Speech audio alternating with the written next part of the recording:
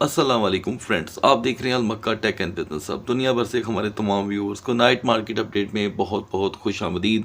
तो दोस्तों, आज था कारोबारी हफ्ते का चौथा दिन और इस चौथे दिन की मुनासबत से जो डाटा था वो मार्केट में आ चुका है। उस एतबार से अगले 24 घंटे बहुत ही अहम हैं, इसलिए कि इस दरमियान BTC ने कहीं ना कहीं आज अपनी थोड़ी बहुत रिकवरी या यूं कह लें कि ठहराव जो कि है जाहिर किया।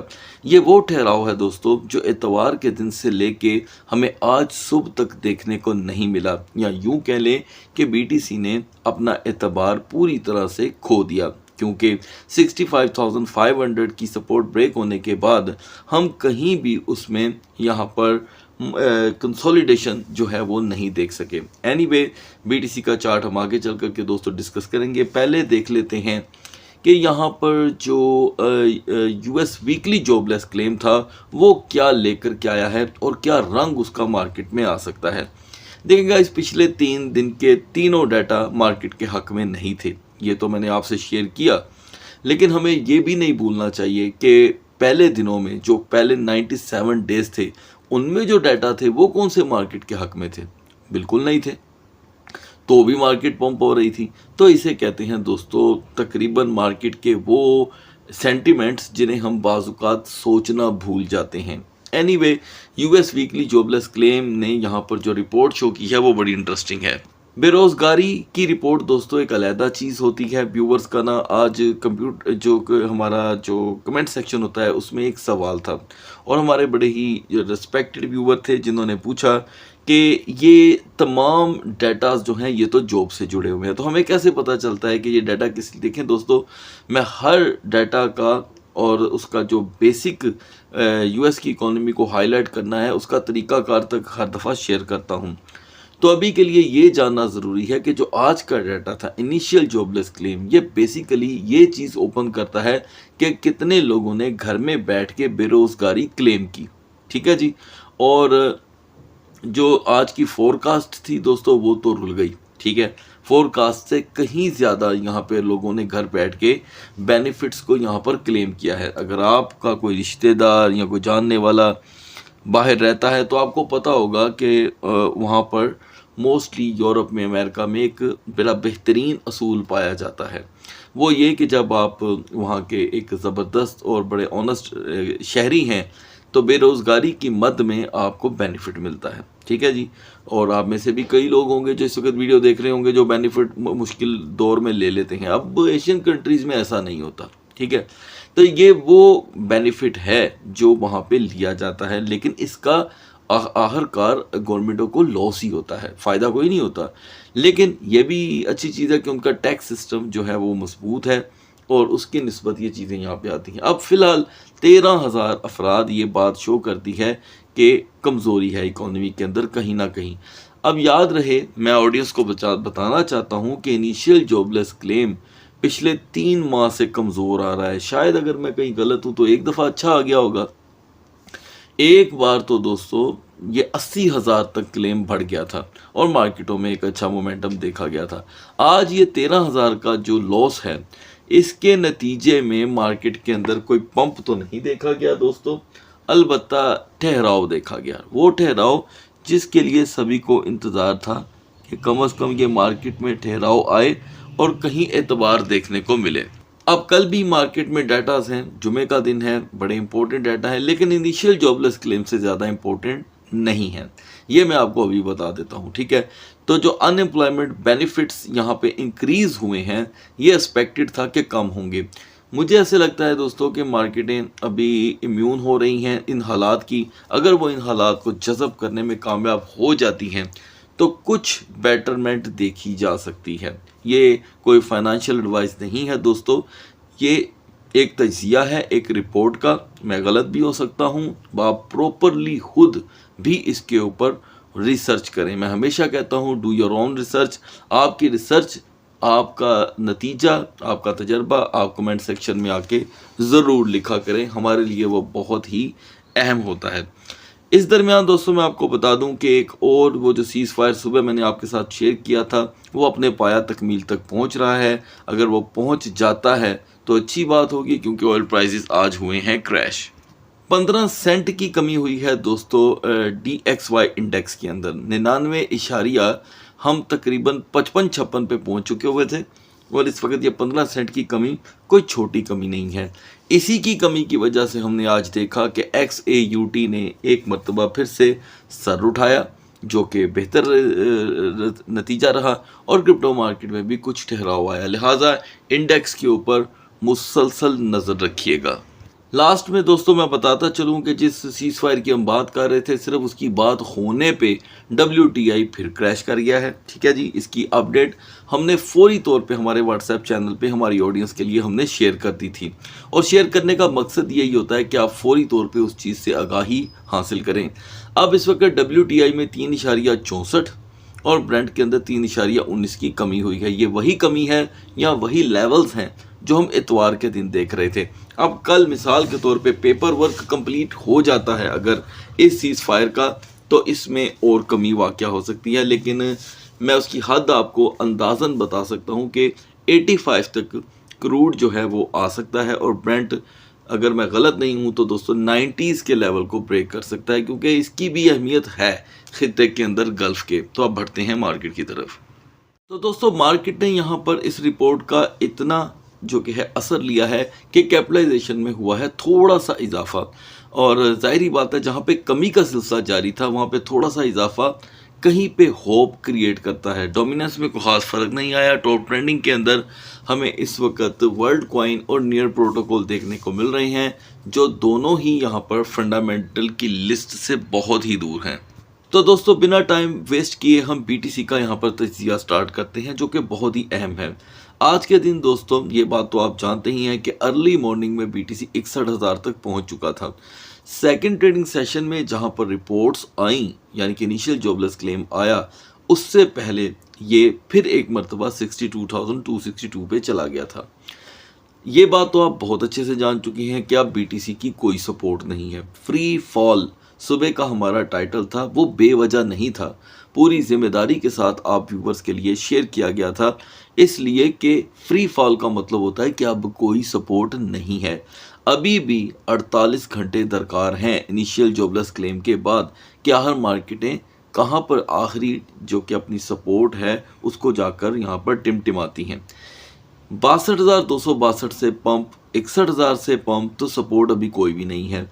और 64,224 से फिर रिजेक्शन, यानी कि मार्केट में एनर्जी भी नहीं है। तो सुबह का दिन बड़ा ही अहम होता चला जा रहा है। आप जानते हैं कि 3:10 पे मार्केटें ओपन होती हैं। इसमें ब्रेक सिर्फ 1 या 1.5 घंटे की आती है, ये तो आप जानते ही हैं। और नहीं जानते तो बिगनर्स जो हैं वो इंशाल्लाह हमारी वीडियो के साथ साथ अपनी तजारती ज़िंदगी का सबक भी हासिल कर सकते हैं, क्योंकि हमारी वीडियो का ताल्लुक दोस्तों सिर्फ और सिर्फ एजुकेशन से है। चलें, अब दोस्तों यहाँ पे 63,000 इसका वीकर जोन बन के आ रहा है, यानी कि ऑल डे BTC जब भी 63,000 को ब्रेक कर रहा है, फौरी तौर पे हर फंडामेंटल स्ट्रॉन्ग प्रोजेक्ट में बहुत बड़ी बड़ी कमी हो जाती है। लेकिन अच्छी बात, जैसे ही हम 63,500 63,800 पे पहुँचते हैं तो आल्ट कॉइन्स भी जो कि है बेटर वे में मूव करने लग जाते हैं। इसकी दूसरी बड़ी वजह भी ये है कि डोमिनेंस अभी स्टक कर गया है। हम 55.60 पे सुबह थे, अभी भी 55.60 पे ही हैं। मान लें कि ये डोमिनेंस अगर 1% भी फॉल कर गया, कंप्लीट 1%, तो आल्ट कॉइन को इसका बेनिफिट हो सकता है। लिहाजा BTC इस वक्त दोस्तों अपनी वीकर जोन पे खड़ा है। स्ट्रगलिंग एरिया बहुत ही कमज़ोर हो रहा है, बहुत कमज़ोर है। और अगर हम एक फैंटेसी के तौर पे इसकी कोई सपोर्ट कंसीडर करें, यानी कि ख़याली सपोर्ट, तो वो 60,000 एक बड़ा अहम लेवल है। 60,000 से जो लोग हैं उनकी बड़ी एक नर्व्स की अटैचमेंट है। ठीक है जी, लिहाजा मैं देख रहा हूँ कि BTC को इस इनिशियल जॉबलेस क्लेम का अगर फ़ायदा होना हुआ अगर, तो आपको फर्स्ट ट्रेडिंग सेशन में सब कुछ देखने को मिल सकता है। एनीवे, बी अलर्ट, और स्ट्रॉन्गर जोन दोस्तों इस वक्त इसकी कोई भी नहीं है। आज के दिन दोस्तों इथीरियम भी 1790 से आगे नहीं जा सका। 1790, 1795 और उसके बाद से लेके अब तक जो हमने डिप देखा दोबारा 1729 का था, फिर एक हाई आया 1793 का और हम उससे रिजेक्ट हुए। अब यहाँ पर इथेरियम का 1790 से बार बार रिजेक्ट होना इसकी कमज़ोरी को जाहिर करता है। लिहाजा बहुत ज़रूरी है इथेरियम के लिए कि ये 1820 से 1845 तक की रेजिस्टेंस इख्तियार करे।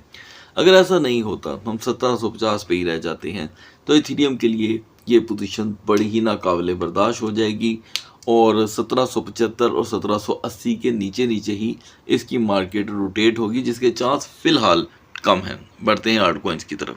तो दोस्तों फंडामेंटल की लिस्ट में टॉप टोकन जो BNB है, जो बाइनांस का अपना नेटिव टोकन है, वो यहाँ पर फ्री फॉल हुआ है, फ्री फॉल। और 743 के बाद जो लो आया वो यानी कि ना भूलने वाला 588 तक का लो। खैर सुबह जब हम BNB को डिस्कस कर रहे थे तो हम ऑलरेडी 601 602 पे थे। आपको अपडेट किया गया था कि 600 की अब जो ज़हनी सबकत रखने वाली सपोर्ट है ये ब्रेक होती है तो 595 से 590 का लो देखा जाएगा। तो गाइस लिहाजा हमने 588 से बाउंस लिया, हाई रहा 609 का और अभी भी BNB को कहीं सपोर्ट नहीं मिल पा रही। तो ज़हनी सबकत BNB को हासिल है और वो है दोस्तों 600 की। ठीक है जी, इसी को ही प्रोटेक्ट करने के बाद BNB सुबह थोड़ी बहुत अपनी खोई हुई पोजीशन को दोबारा हासिल करने की कोशिश करेगा और ये अभी तक का जो टोटल लॉस है BNB में वो 150 तक पहुंच चुका है गाइस। वीकर जोन ऑब्वियसली 600 का ब्रेक होना ही रहेगा। वो दोस्त जिन्होंने सोलाना को 70.50 से एक स्ट्रॉन्ग सपोर्ट के तौर पे माना था, कम से कम उनको आज 71.00 का हाई तो मिल गया, लेकिन उसके बाद फिर से 68.00 की तरफ वापस आना इंडिकेटर है कि सोलाना में वॉल्यूम की और बेतबारी की अखीर है। अलबत्ता 68 पे ओवरस्टे हमारे लिए फिर से 65.90 की तरफ हमें धकेलता है और जो इसकी स्ट्रॉन्गर रेजिस्टेंस है दोस्तों वो 72.50 के बाद शुरू होगी। तो दोस्तों आज के ही दिन हाइपर लिक्विड ने 68.70 से अपनी रेजिस्टेंस तोड़ी और हम 64.73 का लो देख चुके हैं। मेरा ख्याल है कि जितने भी हमारे व्यूवर हमें देखते हैं उन्हें पता होगा कि ये बात मैंने अपडेट कर दी थी कि 70.50 पे बिलीव नहीं किया जा सकता। तो गाइस फाइनली आज ही के दिन बात हुई, पहले भी अपडेट किया गया, तो 64.73 से जो बाउंस आया है वो इसे 66.70 तक लेकर आया और अभी भी इसमें रिजेक्शन मौजूद है। इसका मतलब ये हुआ कि अगर हमने 65.20 पे ओवरस्टे कर लिया तो ये कैंडल जो बिग बेरिश इस वक्त बनी है ये मज़ीद डाउन कर सकती है, जिसका रुझान तेज़ी से 63 से 60 की तरफ बढ़ सकता है। दूसरी तरफ दोस्तों वो कॉइन जिसने पूरा डट के मुकाबला किया, इसके बारे में भी आपको अपडेट किया गया था। Zcash 610 से फुली क्रैश होकर दोस्तों 509 का लो लगा चुका है। एक ही सेशन में $100 की कमी, मेरे ख्याल से आपको ज़रा सा भी यहाँ पे हैरान नहीं होना चाहिए, क्योंकि मैं हमेशा आपको अपडेट करता हूँ कि ये फ्यूचर कॉन्ट्रैक्ट का बेसिकली कॉइन है। तो दोस्तों यहाँ पर अब इसके लिए एक बड़ी आजमाइश है। 505 इसकी सपोर्ट है, जिसे ये प्रोटेक्ट करेगा तो ही बचेगा और मैक्स रेजिस्टेंस 525 से 532। अब शुरुआत करते हैं व्यूअर डिमांड्स की, जो उनकी डिमांड होती है उस कॉइन की। ठीक है दोस्तों, तो अगर आप चाहते हैं कि आपके डिमांड करदा टोकन को वीडियो में डिस्कस किया जाए तो कमेंट्स में उसका नाम लिख दीजिएगा। बहुत ज़्यादा डिमांड थी दोस्तों XLM के बारे में, तो 3 टोकन यहाँ पे आज सिलेक्ट किए गए हैं, XLM, उसके बाद दोस्तों ईना और थर्ड वन कोर। इन तीनों पे बहुत ही ज़्यादा कमेंट थे, तो पहले आगाज़ कर लेते हैं XLM से। दोस्तों यहाँ पे XLM के लिए मैं जानता हूँ कि आप क्यों इतने कंसर्न हैं, इसलिए कि 30 सेंट से गिर के 20 सेंट पे आना हैरान कुन तो है, लेकिन शायद आप भूल रहे हैं और कम्प्लीटली भूल गए हैं कि XLM XRP का एक प्रोजेक्ट है। ठीक है, ये उसी के ही लेयर के ऊपर काम करता है, उसी की ब्लॉकचेन के ऊपर, इवन के XLM की अपनी भी ब्लॉकचेन है। तो जब कभी XRP क्रैश करता है ऑटोमेटिकली XLM भी फॉल कर जाता है। तो XRP दोस्तों पिछले तकरीबन 2 माह से गिर रहा है। XLM में 10 सेंट की कमी आ जाना कोई बड़ी बात नहीं है, इसलिए आपको यहाँ पर जो अब सपोर्ट मिल रही है जिसको मज़ीद डाउनफॉल से बचा सकती है वह दोस्तों 0.2005 की। इस सपोर्ट से प्रोटेक्शन के बाद XLM में इतनी एनर्जी है कि ये आपको दोबारा 0.2090 से 0.2150 की तरफ ले आए, लेकिन क्विक रिकवरी XLM में कभी नहीं देखी गई। अब बात करते हैं ईना की, लेकिन ईना से पहले ये भी व्यूवर्स के क्वेश्चन थे कि उस्मान भाई क्या आपका कोई सिग्नल ग्रुप है? तो दोस्तों डिस्कॉर्ड पे आप हमें ज्वाइन कर सकते हैं, लेकिन ये प्रीमियम सिग्नल ग्रुप है। इसे ज्वाइन करने के लिए आप हमें ईमेल कर सकते हैं। जो ईमेल एड्रेस है वो आपको सिर्फ और सिर्फ हमारी वीडियो की डिस्क्रिप्शन में मिलेगा और उसकी ज्वाइनिंग आपके लिए हो जाएगी आसान।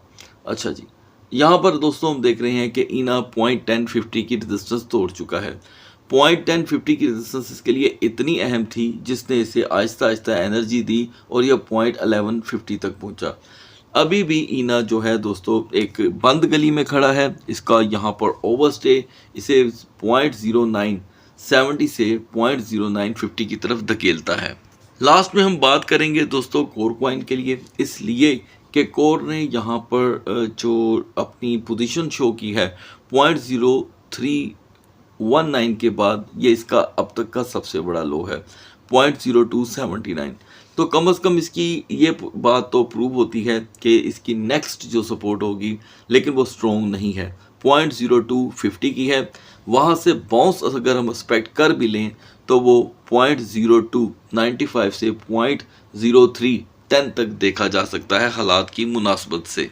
इनिशियल जॉबलेस क्लेम की निस्बत से यहाँ पर दोस्तों XAUT को मिला एक अच्छा मोड़। XAUT जो हमारी सुबह की डिस्कशन के दरमियान 4435 पे था, आपको अपडेट किया गया था कि हर सूरत XAUT को यहाँ पर जो कि है ठहराव चाहिए। यही ठहराव है जो XAUT को 4455 से 4475 तक लेके जा सकता है। तो हमने देखा दोस्तों कि XAUT 4488 की रेजिस्टेंस प्रोवाइड करने के बाद ब्रेक हुआ और अब इस वक्त वो 4450 को प्रोटेक्ट कर रहा है। ज़रूरी होगा XAUT के लिए कि ये FOMC से पहले 4450 को प्रोटेक्ट करे और 4480 4490 की रेजिस्टेंस बनाए। यहाँ पर हम देख रहे हैं कि जब भी XAUT का 4450 का लेवल ब्रेक होता है तो प्रेशर 4430 4435 की तरफ देखा गया है। सो गाइस, सुबह तक अल्लाह हाफिज़।